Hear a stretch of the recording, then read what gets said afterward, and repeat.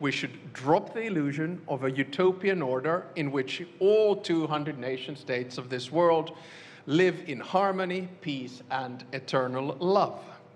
Instead, we should try to figure out how best to contain power in an imperfect world. When I say we should drop the illusion of a perfect order, I should probably specify. I mean we in the West. To us, the change we're living through has come as somewhat of a shock. History didn't end as many expected in 1989.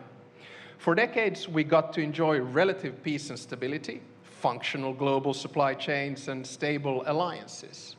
At times, we offered advice and criticism from our ivory towers to those faced with a different reality. Now, our holiday from history is over. Instead of preaching and teaching, it's time for us to learn from others, and India would be a good starting point. India has been under no illusions. For your entire independence, you have based your foreign policy on a pragmatic and realistic worldview.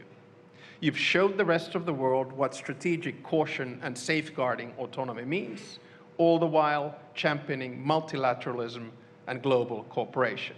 It is time that we all became a little bit more India. Whether you call it non-alignment or multi-alignment, you've been careful not to rely solely on the goodwill of one partner or bloc. You have invested in your own security and actively developed partnerships in many directions. Your approach makes sense. You represent 1/5 of the global population, together with Finland. And you cannot be a mere follower. You have to be an active and independent actor. The Europeans have now also been taught a lesson from India. Passivity is not a strategy.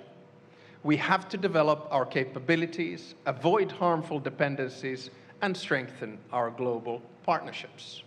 And we have to continue investing in our alliances. Indeed, for a country like Finland, the collective security that NATO provides is a necessity. The economic clout that the EU projects is a must. Despite not being part of a formal alliance, India does not isolate itself. Quite the contrary. Your power is based on active engagement.